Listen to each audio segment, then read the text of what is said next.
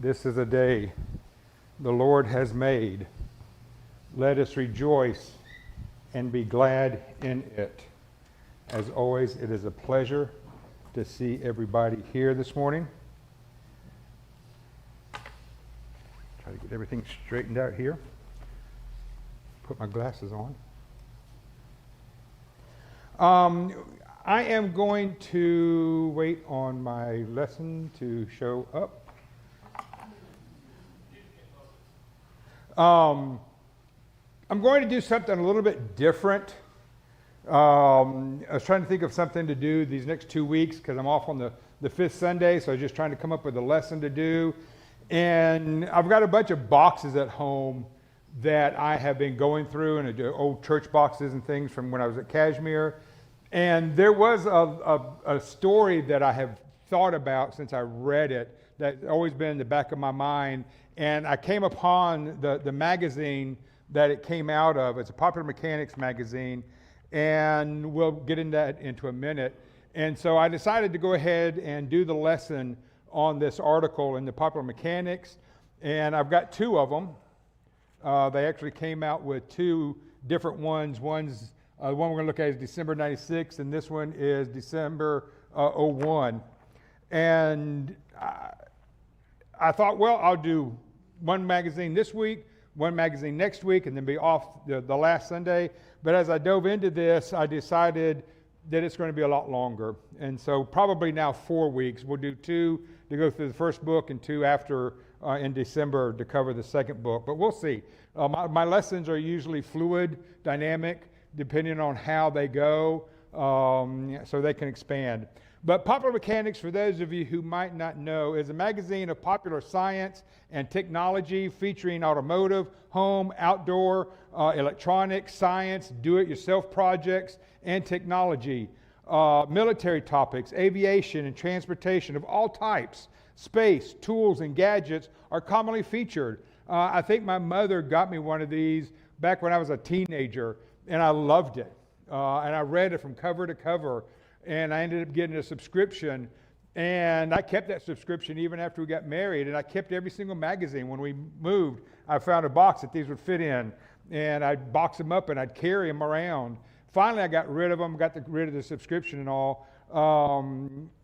But Popular Mechanics was founded in January 11th, 1902.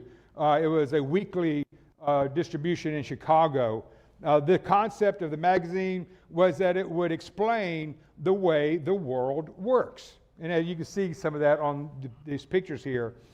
And it was written in such a way that anybody could understand it. Now, one article, and you can see on a couple of these, was a futuristic article of something they thought would come about in the future. And some of those have come true. Flat screen TVs, push-button telephones, for those of you who remember those. A half-a-mile high skyscraper, computerized homes, laser knives for surgery, and personal air travel was all things that they had predicted would happen in the future that came true. A lot of the things that they have predicted have not come true. I think this one down here, it looks like kind of like a bullet train that's getting pushed or pulled by a huge propeller. That never came about. The one up above it is the World's Fair in pictures, and it looks like they're going across on cable cars and everything, and I don't remember that ever happening, so that could be a futuristic. So again, they did a lot of things, but to me, when this article came out, and it's science solves the ancient mysteries of the Bible, okay? And it caught my attention that science solves the ancient mysteries. Well, to me, I didn't really realize that there was any mysteries. There might be things that we don't quite understand, but as we'll look at, we understand it that God did it. Creation for one, okay? How God created the earth, everything that we know of is in existence. But this article coming from a Popular Mechanics, a scientific magazine, how they solved these ancient mysteries. And that's what I want to look at this morning, over the next 2 weeks, on this one in particular, on how they solved those mysteries. And if you notice, and I don't know if you can see it or not, but this picture of the ark, if you notice around the front of it and down the side, they actually have window, you know, and when you read the scriptures, it says how many windows? One. So even the way they're predicting and depicting, rather, you know, the scriptures is wrong. Now, I am going to go out and say that it's not all popular mechanics problem or issue, the way they're doing this. I'm going to say it's the devil. It is the devil working through popular mechanics in leading people away from the truth. You know, when somebody who's not in Christ looks at this, they say, oh, there's ancient mysteries that we can't solve, you know, that are out there that we don't understand. And as we go through this article, you're going to see more and more things, and I'm going to point them out, of how the devil is working through this article to drive people away from God. This is the first page, and you might not be able to read it, but I'm going to read some of this down here in the bottom. On the bottom left-hand corner, it says, technology and a better understanding of natural processes may explain how these seemingly impossible events occurred. Okay? Technology will help us to understand, well, maybe help us to understand how these events occurred. The article goes on. Noah's Ark, Lot's wife, Moses parting the Red Sea, we're going to look at today. Lazarus raising from the dead. Whether you are a regular churchgoer or attend only weddings and funerals, these stories are intimately familiar. Yes, we should all understand these stories. We've heard them before, we've read them before, we've studied them before. But somebody that just comes into the building for a wedding or for a funeral are not going to be intimately familiar with these stories if they've even heard them. But again, the devil is working to get people to read this and say, you know what, all these people that go to church, they don't understand what it is that they're reading. For centuries, theologians are the scholars, the biblical scholars who spend their whole life studying the scriptures, looking at the Greek and the Hebrew and everything else. Okay, for centuries, these theologians have looked beyond the story's implausible aspects, focusing instead on their moral messages of divine punishment for the wicked and reward for the good. So here, even the learned, the ones who just do nothing but study the scriptures, kind of like we always see the Jews, they've overlooked these possible, you know, things that we can't really explain, just to point out the good and the bad. So again, the devil is saying that even these scholars can't explain these, but science can. Science is going to explain them. Now, with the help of high-tech methods, including radar imaging, computer simulation, and chemical analysis, scientists are becoming convinced that there may be another dimension to these miraculous tales. Again, the devil pulling people away from Scripture, pulling people away from the truth, because science, now we can depend on science. Science can explain what the Bible, what God can't. You know, just like they came up with the Big Bang Theory. Okay? Preached that for years. But now, you know what? We're pulling away from that because we can't prove it. Because whatever exploded had to be created by something. That meant, oh yeah, well, we can't do that anymore. So they've gotten away from the Big Bang Theory. Evolution, another scientific, marvel. But yet they can't prove it because they can't find that missing link. Well, you know why? It doesn't exist. Okay? But we need to believe science can prove the Bible. Hebrews 11, verse 1. Now faith is the substance of things hoped for, the evidence of things not seen. This is what we believe in, brothers and sisters. This is what drives us.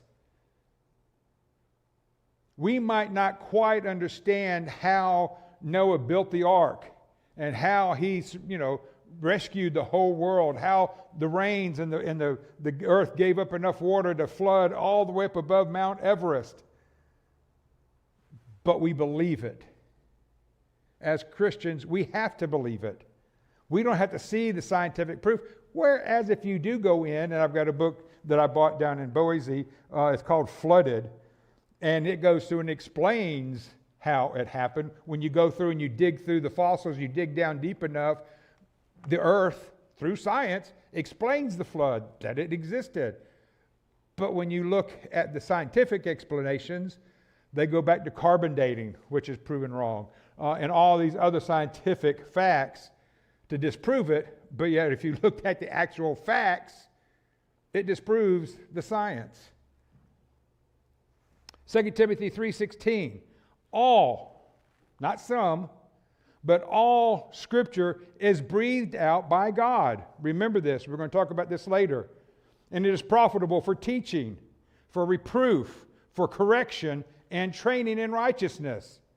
It is easier to have the faith in God and believe in these miraculous events than it is to believe that scientific fact, as far-fetched as it is, explains the Bible, but it doesn't.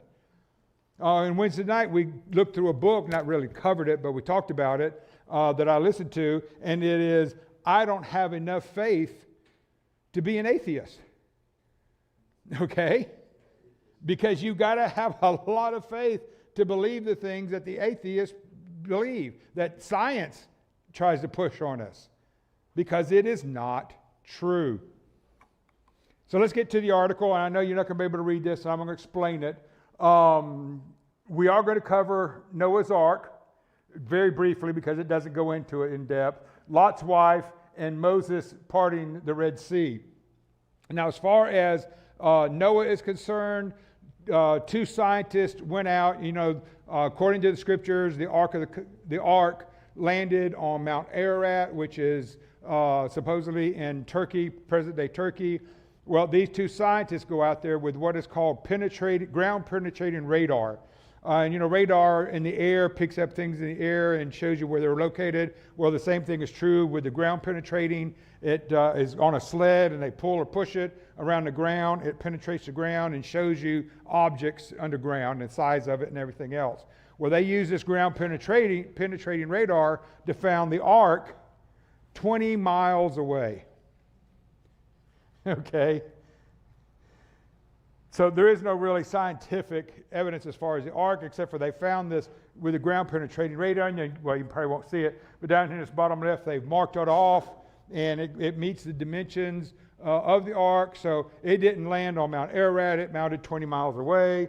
Why in the world they're looking for it 20 miles away, I don't know. But that's all that article talks about.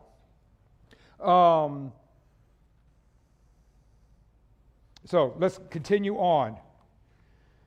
Genesis 19. I'm going to give you homework again to read. Genesis 18 and 19. I'm not going to cover the whole story. I'm just going to pull out bits and pieces and read a few scriptures. As we talked about in our class this morning, let me back up into Genesis 18. Abraham is talking to God. He's going to destroy Sodom and Gomorrah. Abraham tries to make a deal with God. You know what, God? If I could find 50 people that are righteous, would you not destroy?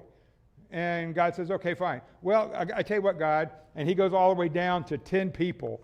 God, if I can find 10 people coming down from 50, will you not destroy it? And God says, fine. Well, Abraham can't find 10 people. So then we get to Genesis 19. These two angels come to Sodom, and Lot is sitting there, and he recognizes them as angels or whatever. And because of Sodom being the sexual immoral city that it is, Lot tries to take them to his home. They decide, no, we're going to sleep in or stay in the town square, and Lot convinces them to go to his house. The men of the city beat on his door trying to get to these men. Lot tells them, no, you're not going to get them. Look, I'll give you my 2 virgin daughters if you'll leave these 2 men alone. And the angels blind everybody outside their house so the way they can't find his door anymore. We pick up the story here in verse 12. Then the men, the 2 angels, said to Lot, have you anyone else here, sons-in-law, sons, daughters, or anyone who have in the city? Bring them out of the place, for we are here, or we are about to destroy this place, because the outcry against its people has become great before the Lord, and the Lord has sent us to destroy it. So Lot went out and said to his son-in-laws, who were to marry his daughters, these are the two daughters that he was going to offer to the city, up, get out of this place, for the Lord is about to destroy the city. But he seemed to his son-in-laws to be jesting. So he decides to leave. The angels tell him to get up to the hillside. He doesn't think he can make it. So can he go to the city of Zor? Verse 15. As morning dawned, the angels urged Lot, saying, Up, take your wife and your two daughters who are here, lest you be swept away in the punishment of the city. But he lingered. So the men seized him and his wife and his two daughters by the hand, the Lord being merciful to him, and they brought him out and set him outside the city. And as they brought them out, one said, Escape for your life. Do not look back. Or stop anywhere in the valley. Escape to the hills, lest you be swept away. I've always said that, if you took the Old Testament and you boil it down to one statement, it's God means what he says. Something simple to Lot and his wife and his two daughters. Do not look back. Have you ever heard of a noise behind you? What do? You look back. What was that? Screeching wheels and a crash, you look back. It's human nature to look back. So imagine what it was like for Lot and his wife and his two daughters to be running out of town for their life and hearing the commotion behind them, the screams, the yells, maybe feeling the heat, from the destruction. What are we going to do? We're going to look back. Verse 23, the sun had risen. Jumping down to verse 23. The sun had risen on the earth when Lot came to Zor. Then the Lord rained on Sodom and Gomorrah sulfur and fire from the Lord out of heaven. And he overthrew those cities and all the valley and all the inhabitants of the cities and what grew on the ground. But Lot's wife, behind him, she turned around and she looked back, and she became a pillar of salt. We don't know if she had friends there, relatives there, whatever, the noise, the heat, confusion. She turned around and became a pillar of salt. There's the biblical truth. Now, let's look at the scientific explanation. This is a picture that I found, and it is actually called Lot's wife, pillar of salt. And you can see on the right-hand side an extrusion, which could be, a pillar, whatever, has a place on the top that looks like a head, wearing a hat, whatever, But one thing I want you to notice is the color. It's brown, it's black, light brown, dark brown, whatever. So when you look at an actual pillar of salt, to me, if you want to look at Lot's wife, the one on the right looks a little bit more better, a little better for a pillar of salt of Lot's wife. For one, it's white, the color of salt. It's shaped like Lot's wife. You get that explosion and effect of her turning around, throwing her hands up and all that. I don't know what this is, if it's just an artist's redemption of it or whatever. But that to me is more of a picture of a pillar of salt representing Lot's wife. Now these are actual pillars of salt that you could find today out there. Now there are locations where you can find pillars of salt. They come from, they're formed when salt flats or salt domes, and are formed when other processes such as evaporation and sedimentation. So in other words, salt settles there and evaporation and leaves the salt clumped up, or it comes up and just stacks up on each other, whatever. So that's how it normally would form, and that's some ideas of salt formations. So let's go back to the Popular Mechanics article. For more than a century, archaeologists have tried to locate Sodom and Gomorrah, but they haven't found it. Point one. The archaeologists believe that they were located on the northern rim of the Dead Sea, which is a salt-based sea, kind of like what you're seeing here. So if we can't find the real Sodom and Gomorrah, I'll tell you what, let's to prove our theory, let's move them, hypothetically, to the salt bed. Okay? Which gives backing to the story. They claim that there was a massive earthquake that liquefied the ground, similar to what happened in China in 1921 and Valdez, Alaska in the 1950s. Asphalt and bitumen was mined in this area around the the Salt Lake City, the Great Lake. And they claim that the earth, the fire and brimstone or whatever coming up from the earthquake ignited this bitumen, which caused flames. Okay?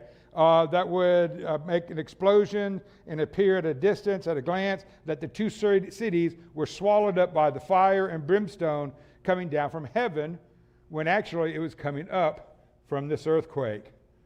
So that's the scientific explanation. But what about Lot's wife? Well, she drowned in the tidal wave that was caused by the earthquake. And what Lot saw was human-sized pillars of salt, and he thought that that was his wife. Okay? To date, no artifacts have been recovered to support the geologist's theory. Now, faith is the substance of things hoped for, the evidence of things not seen.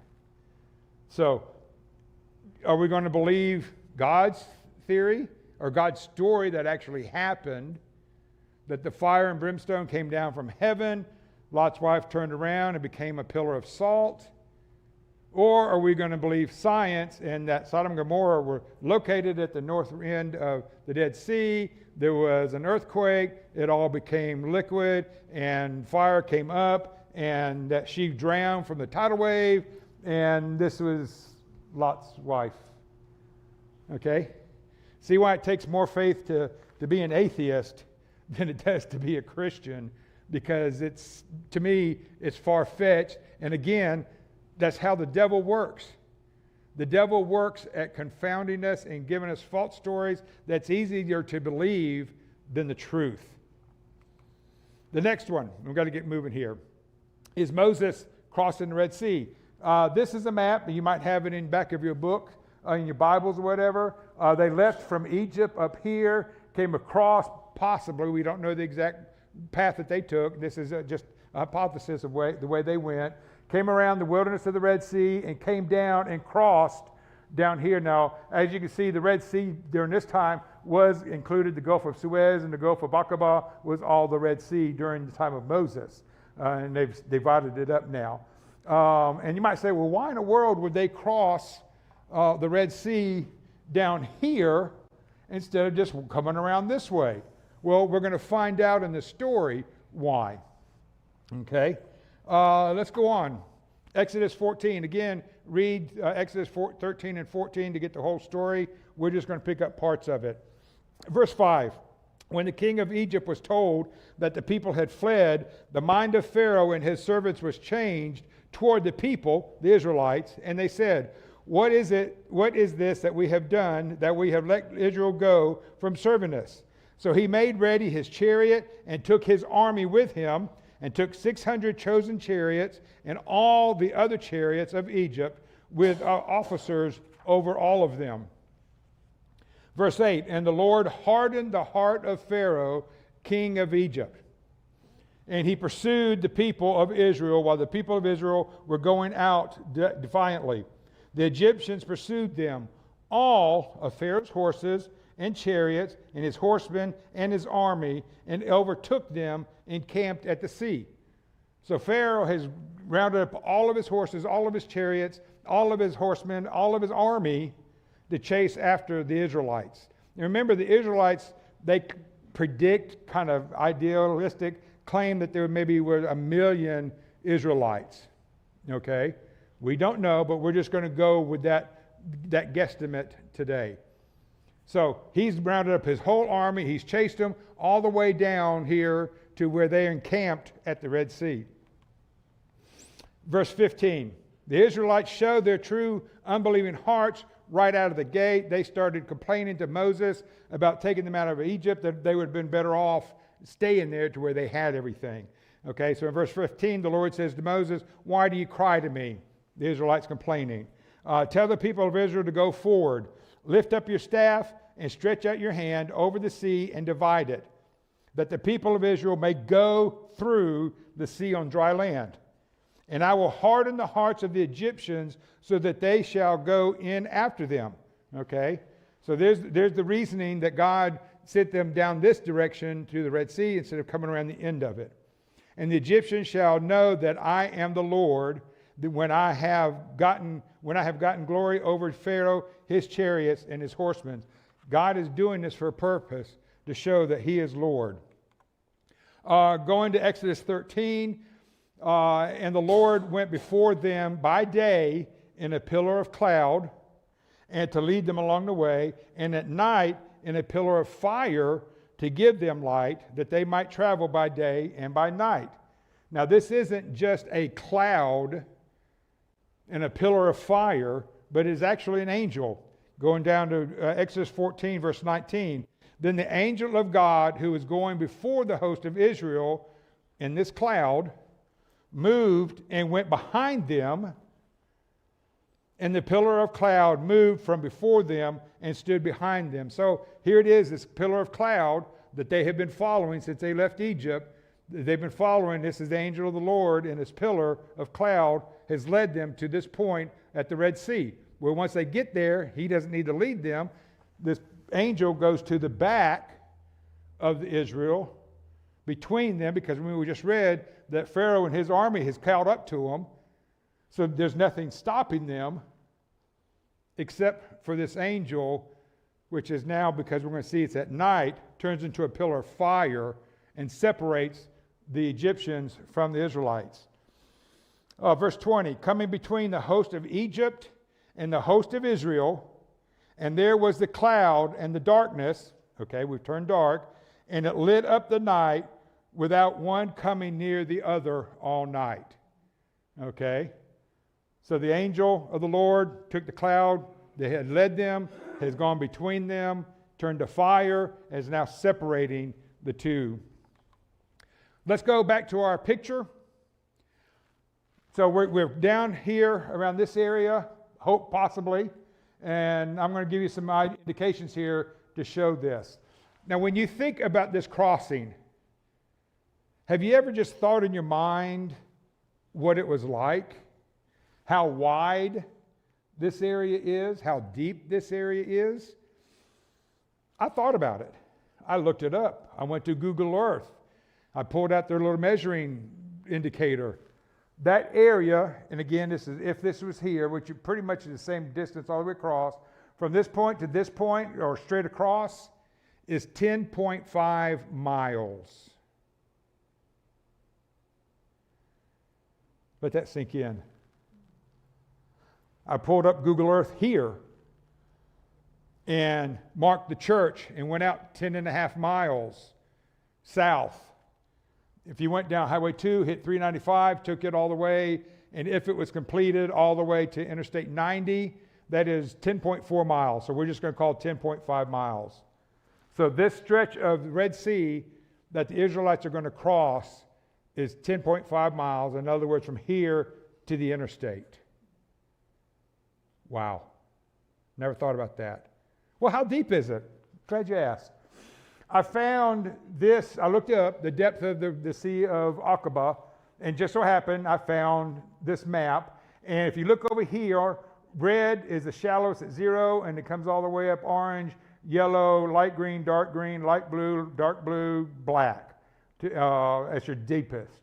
So if you look, just so happened where this is showing crossing at this area here is the shallowest to where they could cross. Yeah, it's shallower up here, but again, the Egyptian army could come around. That's not what God wanted. So if they crossed here, if you look at the light green, dark green, it's 600 to 800 meters, which I converted it for you. It's 2,000 to 2,600 feet deep, or a half a mile deep. So, a million Israelites have got to cross this Red Sea. They've got to climb down a half a mile and come back up the other side 10.5 miles wide. Wow. That is something, isn't it? That's a feat that we believe in as Christians, but of course science is not going to as we read. So let's go on. I'm already out of time and I've still got a few slides to go. Exodus 14, verse 21. Then Moses stretched out his hand over the sea, and the Lord drove the sea back by a strong east wind all night, and made the sea dry land, and the waters were divided. Or we say, well, why in the world did it take the Lord all night? Couldn't he just snap his fingers or say it, and it would have? Yes, it could have. But remember, he's doing this for the Israelites. And the sea, the strong wind blowing all night, and the water getting pushed back and getting pushed back. Okay? 22. And the people of Israel went into the midst of the sea on dry ground, the waters being a wall to them on the right side and on their left. Okay? So imagine what that would be like to walking in on dry land. How wide this is, we don't know. But again, we got to get 1 million people through this, so I'm still assuming that it's going to be fairly wide to get all the Israelites through in a timely manner. Okay? But imagine walking through there and looking up. Okay? A half a mile is from the church building to where the old North 40 used to be. Okay? So imagine going out here, laying down the railroad tracks, and looking down to where you can see the North 40. That's how tall the water is on either side of you. Okay, I have a picture of Catherine when we were in Iceland. They had cleared the road, and I've got a picture of her standing, and there's a wall of snow about 20 feet, you know. But imagine a half mile of water on either side of you. That is what God did. The Egyptians, for verse 23, the Egyptians pursued and went after them into the midst of the sea, all of Pharaoh's horses, his chariots, and his horsemen. Verse 24, and in the morning watched the Lord in the pillar of fire and cloud, looking down on the Egyptian forces, and threw the Egyptian forces into a panic. So the clouds have come back, and the fire has come back, and is confusing them, so they can't follow. Verse 25 is clogging the chariots' wheels, the muddy water on the bottom now. The Israelites went through on dry land, but now it's getting muddy, and it's bogging down the wheels. And the Egyptians said, let us flee from before Israel, for the Lord fights for them against the Egyptians. That is the reason they didn't go around the end, because again, God wanted to prove that he was Lord of the Israelites. Then the Lord said to Moses, stretch out your hand over the sea, that the water may come back upon the Egyptians, upon the chariots, and upon their horsemen. All right. Now let's go to what Popular Mechanics, I'm sorry, I didn't mean to laugh, what Popular Mechanics states. The article states that the exact Hebrew interpretation of the Red Sea is not Red Sea, but Reed Sea. They add an extra E in there. Okay? This is located on the west end of the Sea of Suez and not the east end of the Sea of Aqaba, and we'll look at that again in a minute. If the event took place on the smaller body of water, 10 hours of moderate wind, and I'm quoting the article, 10 hours of moderate wind could have lowered the sea levels enough to let the Israelites pass. The article claims there was probably 10 feet of water that was enough to prevent the Israelites from crossing. So the steady wind drives the 10 feet of water back into the Sea of Suez, giving the Israelites dry land to walk over. The wind stopped and the water came back, drowning the whole Egyptian army in 10 feet of water. Okay? Here's their description. You have 10 feet of water. At midnight, this mild, steady wind starts blowing. At 5 a.m., that's about halfway. By 10 a.m., the land is dry. It appears to be part of it, the sea and everything. And the Israelites pass through, 1 million people on dry land. Does anybody else see problems with that? For one, their own timeline says in 10 minutes, 10 o'clock it's dry, 10:10, the wind stops, and that 10-foot wave comes back. 10 minutes, 1 million people across this area. Okay? All right, fine. The Israelites get through 10 minutes. The water, 10-foot wave comes back. How many people are going to drown in 10 feet of water? That's how science has solved the mystery of the Red Sea. That's it right there.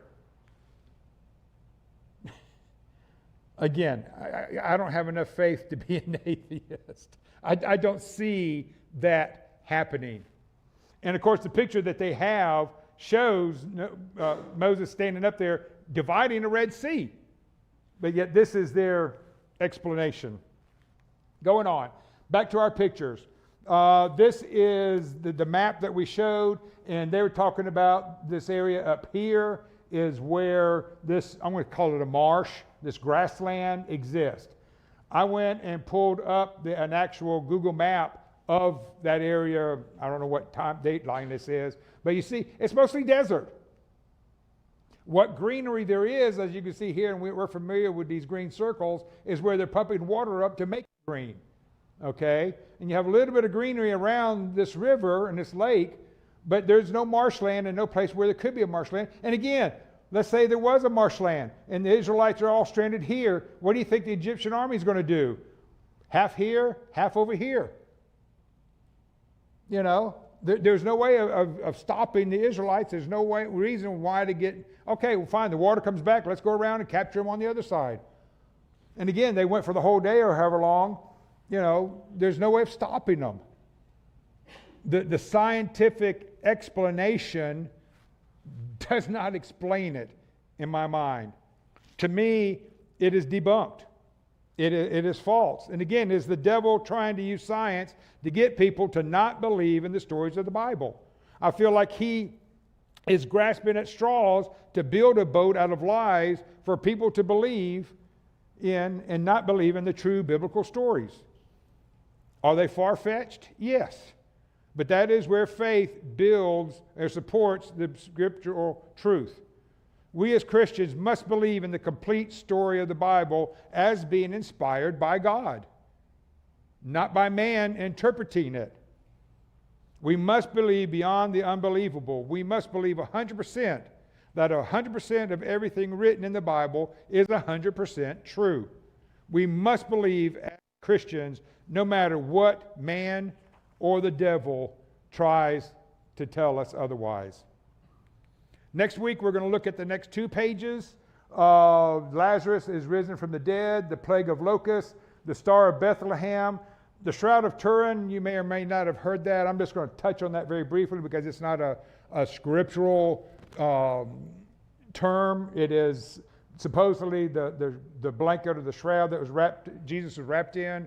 And when he ascended, he went through it and created an X-ray image.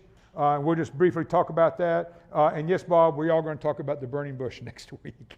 That was something else in class. And then, like I said, in 2 weeks, 3 weeks, we'll look at the second book, which is Science Solves More Ancient Mysteries of the Bible. And I haven't even gotten into that one yet, so we'll see where that leads us. But again, I hope this lesson has been informative about what is out there and how the devil is using science to pull people away from the scriptures, to pull people away from the truth. And we need to know this so that we can talk to people about the truth, so that we can show them the truth and to help us to know the truth. Because the other is, to me, absurd. Okay? I don't have enough faith to believe that. Okay? It doesn't make sense. If there's any way that we can help you this morning in your Christian walk, let us know. Let us help us. Help you. Let us encourage you. Let us be there for you. Please let your wishes be known as together we